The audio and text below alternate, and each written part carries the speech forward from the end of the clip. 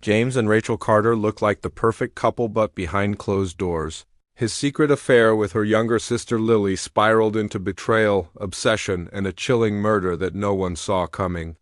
James and Rachel Carter lived in a quiet Pennsylvania suburb that looked like it was plucked straight from a postcard.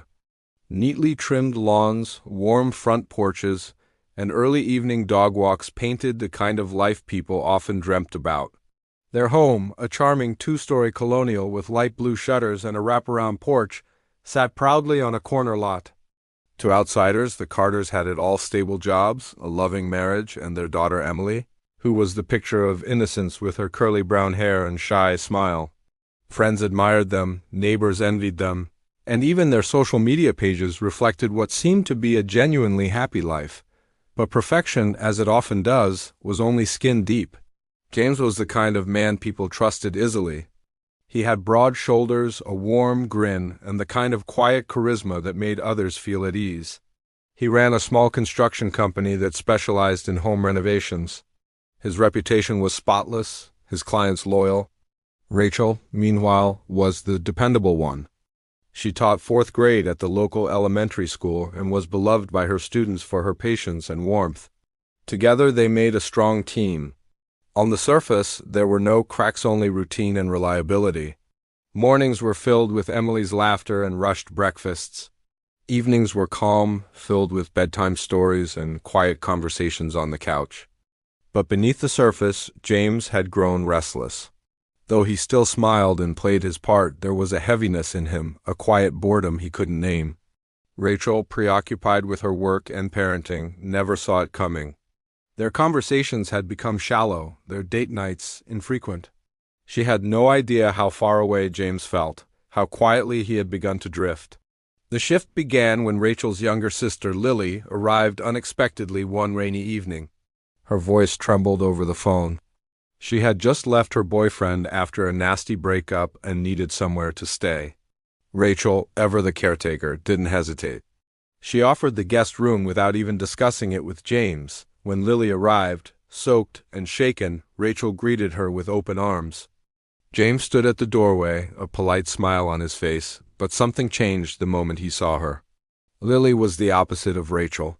Where Rachel was composed and modest, Lily was impulsive and magnetic.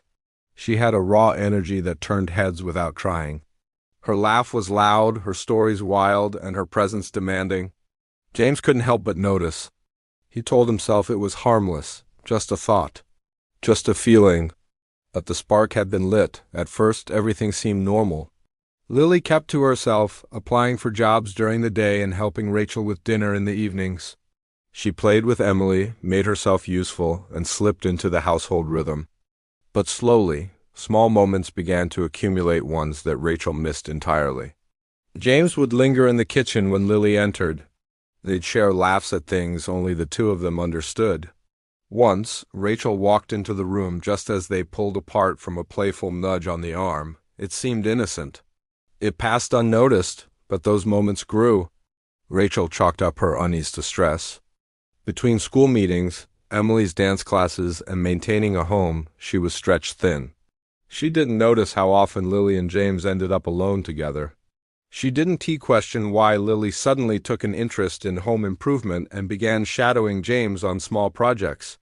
She never suspected that while she graded papers upstairs, James and Lily were sipping wine in the living room, their knees grazing just a little too often.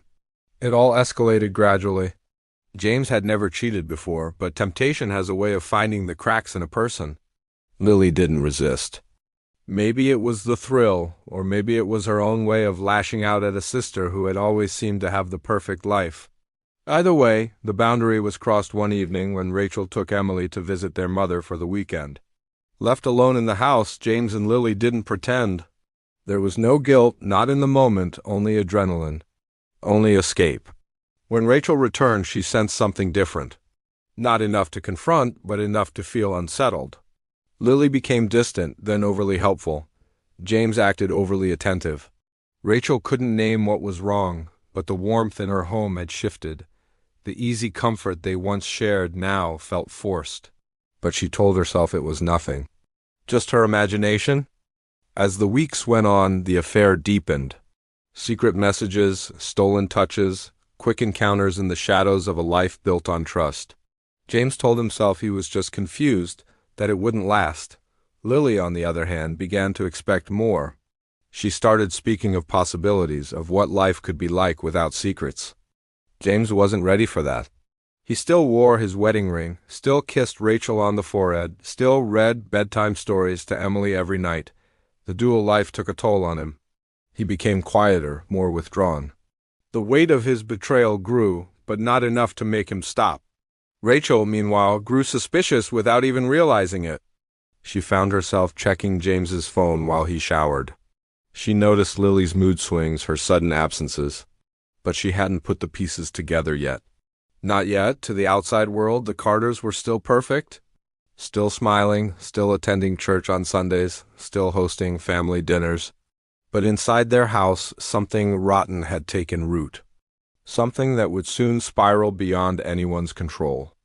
Lily's presence in the Carter home had gone from temporary to permanent without much discussion. What was meant to be a short stay had quietly stretched into months. Rachel tried to remain supportive, convincing herself that her younger sister just needed more time to get back on her feet. She reminded herself that family meant showing up, even when it was inconvenient. But deep down, she had started to feel the strain. Lily's late nights, her subtle dominance over conversations, the way she always seemed to be present when James walked in the room, it was beginning to wear on her. James, on the other hand, found himself growing addicted to the danger. The stolen moments, the adrenaline, the way Lily looked at him, it filled a void he never admitted to having. He knew it was wrong, yet he couldn't stop. The affair had become a secret life that thrived in the gaps of their routine.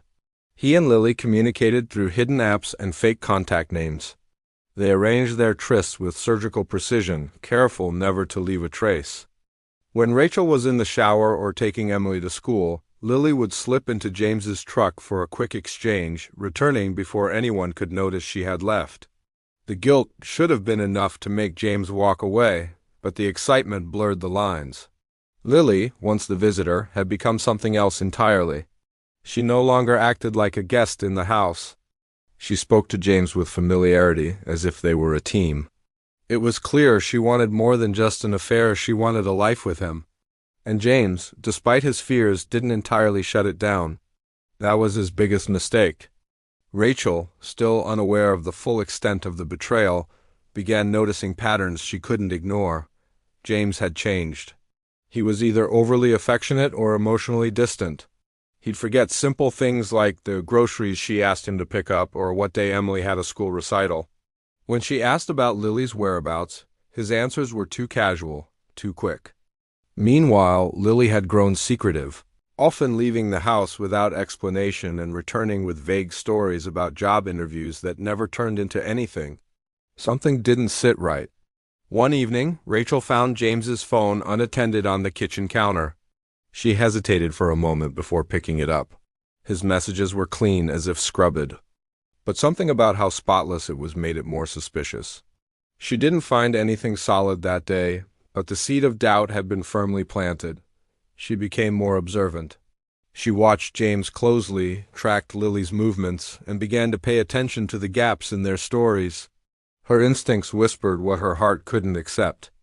One night, while Rachel was putting Emily to bed, she overheard laughter from the back porch. She moved quietly and peeked through the blinds. There was James, sitting close to Lily, laughing in a way he hadn't laughed with her in months.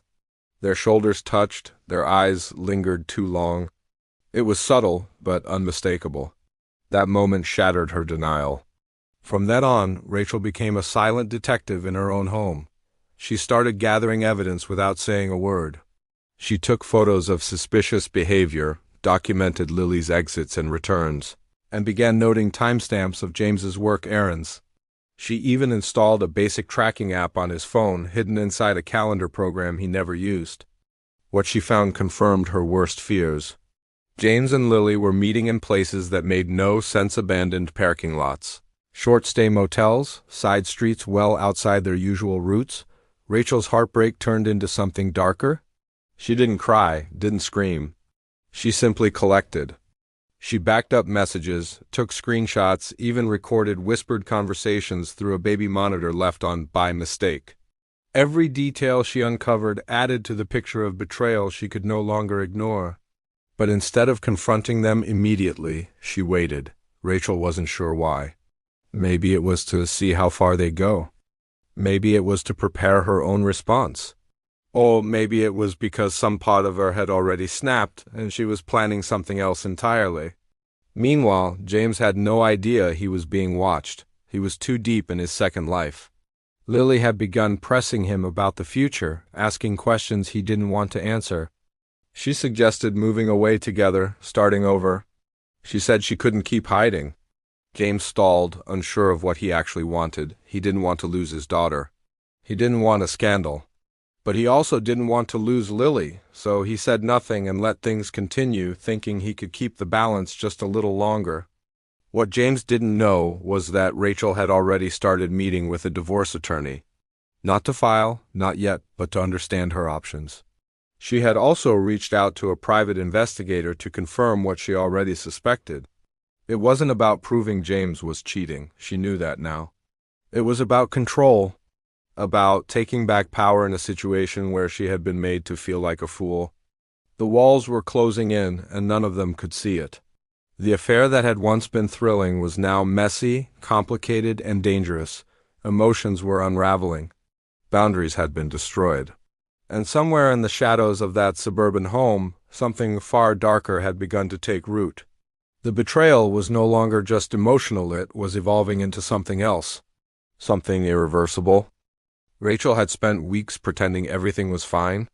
She smiled through dinner, kissed James goodnight, and asked Lily about her day as if she hadn't already mapped out every lie.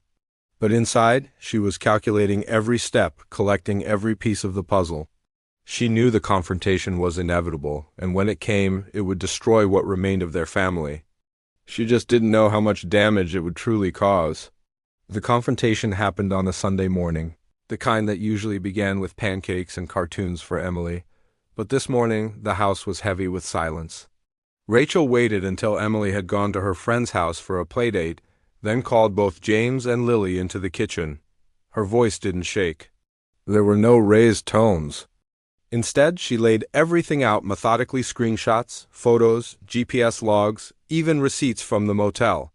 Her words cut with cold precision. Neither James nor Lily denied it. There was no room left to lie. The air shifted instantly. James sat frozen, unable to speak. Lily's face drained of color. Rachel said nothing more. She didn't scream, didn't demand explanations. She just left the room, leaving them in the wreckage of their own choices. For hours, the house sat in silence, the kind that feels like it might swallow everything whole. Lily packed her things that night. She left without saying goodbye to Rachel and without any real sense of remorse. James tried to follow her, but she slammed the door behind her without looking back. Rachel watched from the window, her face unreadable. James returned a few minutes later, blaming confusion, begging for forgiveness, promising change. Rachel listened, but she didn't respond. Her silence was more powerful than anything she could have said. Days passed, and the mood in the house grew darker. James tried to resume normal life, but Rachel had withdrawn completely. She wasn't angry anymore. She was something else, distant, focused, as if her mind was somewhere far beyond him. She spent long hours away from the house, claiming work or errands, but never explaining more. When she was home, she barely acknowledged James's presence. He began to feel invisible, like a ghost haunting his own life. He didn't know that Rachel was still collecting. She had sent copies of the evidence to a lawyer, prepared for a custody battle if it came to that. She changed her will. She made quiet financial adjustments. She even had the locks changed when James was at work, pretending it was just a security update. Her every move was methodical. But beneath the calm exterior, something more dangerous had started to grow inside her. Betrayal had transformed her not just into a woman who wanted to protect herself, but into someone who wanted control. Meanwhile, Lily had gone silent. James called her repeatedly, left messages, drove past her old apartment. She never responded. The last he heard, she had taken a bus to a nearby city, supposedly to clear her head, but no one had seen her. Not her friends, not her coworkers, not even her social media accounts had been active. It was as if she had vanished completely. Rachel claimed she didn't know where Lily had gone, and James believed her at first. But then strange things began to happen. He noticed scratches on the garage floor near the corner they never used. He found Lily's favorite sweater stuffed at the back of the guest room closet, when Rachel had told him she took everything. He smelled something faint, something metallic and wrong lingering near the garden shed. But every time he tried to investigate further, Rachel would appear, asking what he was doing, always calm, always composed. James began to feel paranoid. He started watching Rachel the way she once watched him. He noticed how she checked the backyard at night, how she had deleted messages from her own phone, how she had disconnected the home security camera near the back door 2 weeks earlier. He didn't want to believe she was capable of anything beyond anger, but the signs were there, and they were multiplying. Then, one evening, as James sat alone in the living room, he realized Lily had been gone for exactly 21 days. No calls. No texts, no sightings. He remembered how Rachel had once told him that 3 weeks was the turning point in missing persons cases. After that, people didn't just go missing. They became something else, cold cases, distant memories, dead ends. James confronted Rachel that night, his voice shaking, his face pale. He asked her directly if she had done something to Lily. She didn't answer. She just stared at him, her expression unreadable. Then she smiled, not with joy, but with a kind of stillness that chilled him. She asked him to go to bed, and he did. Sleep didn't come that night. James lay awake, staring at the ceiling, wondering how far things had gone. The affair had been selfish, reckless, cruel, but it was supposed to be temporary. He had never imagined it could lead to this, to the gnawing fear that maybe Lily hadn't just left. Maybe she had been silenced. As the clock ticked through the early morning hours, James realized that whatever came next, the truth was no longer under his control. And if Rachel knew more than she let on, she wasn't just broken, she was dangerous.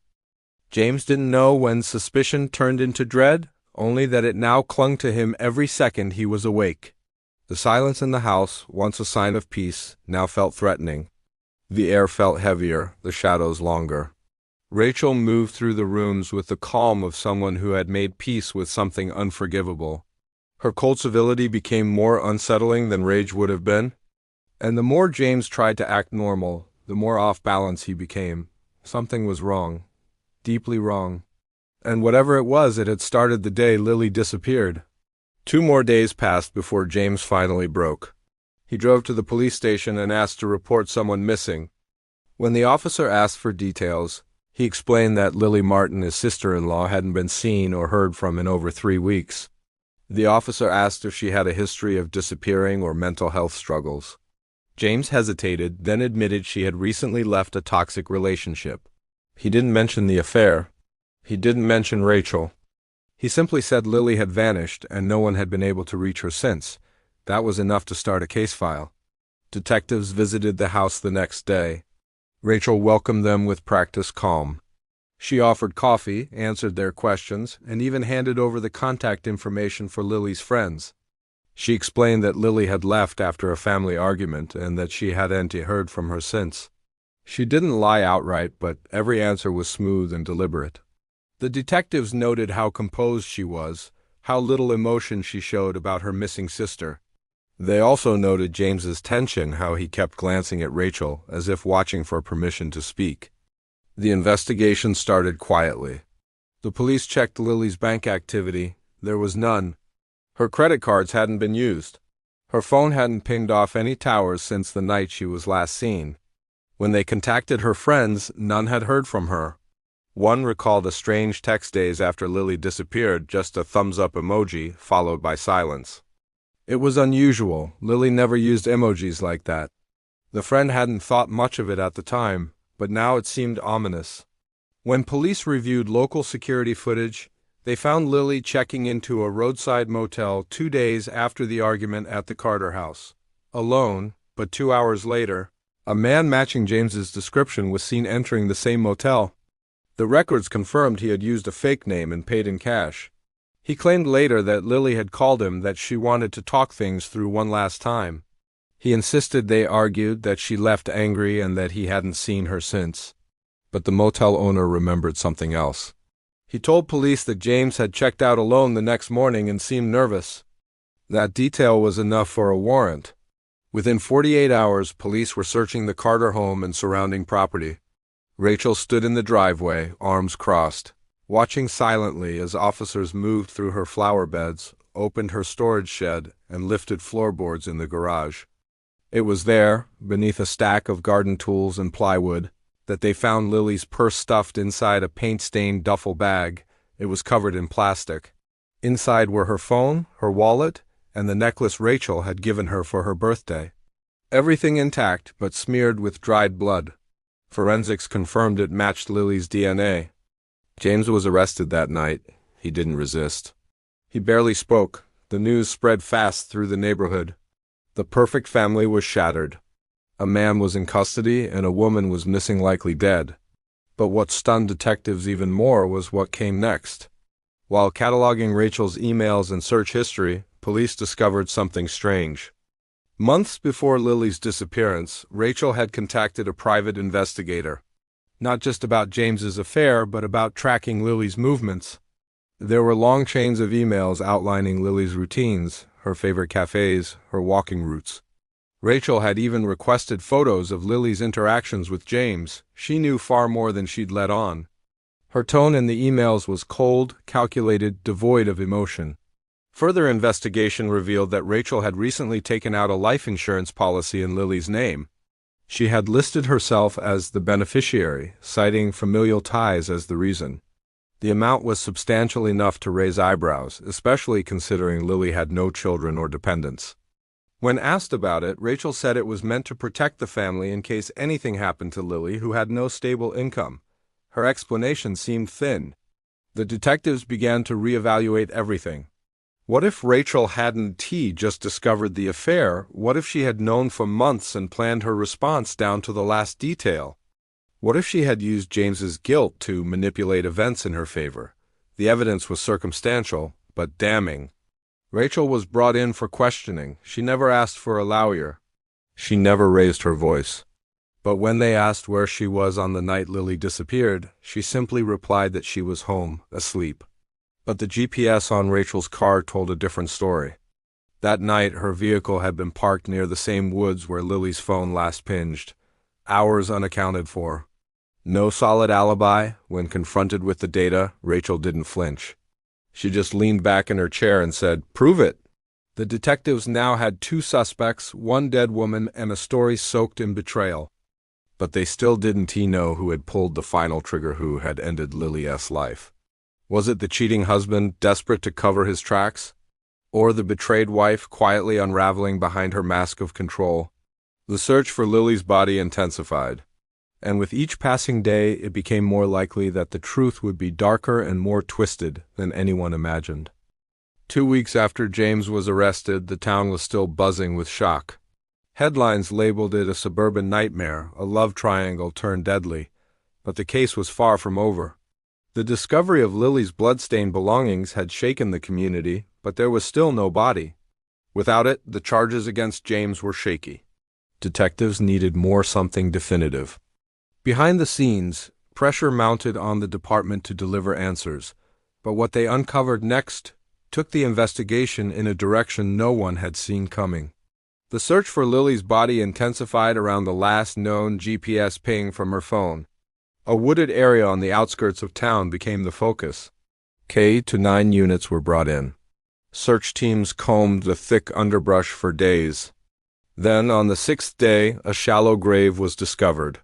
It was barely covered, hidden beneath a rotted tree stump. Inside, wrapped in a blue tarp and sealed with duct tape, was Lily Martin. Her body was badly decomposed but intact. The medical examiner later confirmed she had been strangled to death. No defensive wounds, no signs of struggle. It looked like she had trusted the person who killed her or hadn't seen it coming. With Lily's body now found, the case became a homicide investigation. James remained the primary suspect. But there was a problem. The tarp and tape had no fingerprints. The rope, used in the strangulation, didn't match anything in James's garage. But it did match something found in Rachel's sewing closet, a rarely used storage bin tucked behind bolts of fabric. Detectives also found a second phone in Rachel's car, hidden under the lining of her trunk. It contained only one APA secure messenger, and within it, conversations with a burner number. The messages discussed Lily's routines when Rachel would be out of the house and even suggested surveillance photos. The tone was cold, detached, focused. Further digging revealed that Rachel had purchased the tarp, duct tape, and rope at a local hardware store 2 days before Lily disappeared. The store security footage showed her face clearly. When confronted, Rachel admitted to buying the items but claimed they were for a home project she never got around to. She couldn't explain why they were missing. She said James must have taken them, but the timeline didn't fit. James had been at a job site the entire day the purchases were made, verified by several workers. The deeper detectives looked, the less plausible Rachel's innocence seemed. The turning point came when forensics retrieved data from the baby monitor Rachel had once used to spy on James and Lily. Though she had deleted most recordings, one fragment remained, a brief, distorted clip where Lily's voice could be heard, followed by Rachel's. It wasn't a fight. It was quiet, intense. The final words captured in the clip were chilling, Rachel saying, "You don't get to win." That recording, paired with Rachel's GPS data and the matching rope, gave prosecutors what they needed. Rachel was arrested and charged with first-degree murder. Her booking photo showed a woman still eerily composed. In court, she pleaded not guilty. James, already in custody for suspected involvement, suddenly flipped. Faced with the possibility of spending the rest of his life in prison, he struck a deal. He admitted to the affair, admitted to meeting Lily at the motel, but denied killing her. He claimed Rachel had discovered their plan to run away together and manipulated him into thinking she was going to forgive him. In reality, he said, she was plotting revenge. He told prosecutors that Rachel had convinced him to drive Lily to the woods to talk things through, but once there, Rachel had appeared out of nowhere. He said he heard shouting, and by the time he ran back, Lily was on the ground. Rachel warned him that if he spoke, she would ruin him. That no one would believe the cheating husband over the grieving wife. In his panic, he helped her move the body, bury it, and destroy evidence. His cooperation helped reduce his charges, but he was still sentenced to 8 years for obstruction and tampering with a corpse. Rachel's trial was public and brutal. The prosecution painted her as methodical and cold. They showed the jury her emails, purchases, GPS records, and the baby monitor clip. They even read excerpts from her private journal, which investigators had found in a locked drawer, passages filled with rage, betrayal, and calculated revenge. The defense argued that Rachel had been emotionally destroyed, manipulated by a cheating husband and a conniving sister. But the jury didn't buy it. After 3 days of deliberation, Rachel Carter was found guilty of murder in the first degree and sentenced to life without parole. The story shocked the nation. A woman who had once been the face of a perfect family had orchestrated the death of her own sister. Her husband, too weak to speak up, became her accomplice. And the little girl, once surrounded by love and laughter, was now being raised by grandparents, her memories forever scarred by what had happened in that house. In the end, the truth wasn't just about the affair. It was about power, pride, and the dark places people go when betrayal cuts too deep.